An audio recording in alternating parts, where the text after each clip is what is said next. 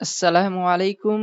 آج کا واقعہ جو ہم آپ کو سنائیں گے اللہ کے نبی صلی اللہ علیہ وسلم کے ایک جانباز جانساز صحابی کا ہے۔ واقعہ کا نام ہے عبداللہ بن رواحہ رضی اللہ تعالی عنہ کا عدل کے بارے میں عزم۔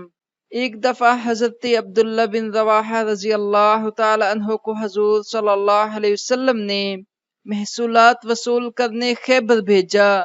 یہودیوں نے حسب عادت رشوت دینا چاہی تاکہ ناجائز مرعات لے سکیں۔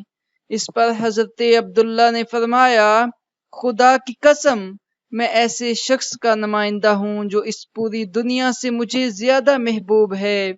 خدا کی قسم میں تم کو بندروں اور خنزیروں سے بھی زیادہ برا سمجھتا ہوں، لیکن حضور صلی اللہ علیہ وسلم کی محبت اور تمہاری نفرت مجھے اس پر آمادہ نہیں کر سکتی کہ میں تمہارے درمیان عدل کے سوا کچھ اور کروں۔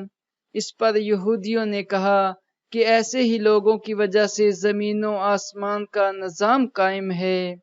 اگر آپ کو یہ واقعہ اچھا لگا ہے تو ویڈیو کو شیئر بھی کر دیں اور لائک بھی کر دیں۔ جزاک اللہ۔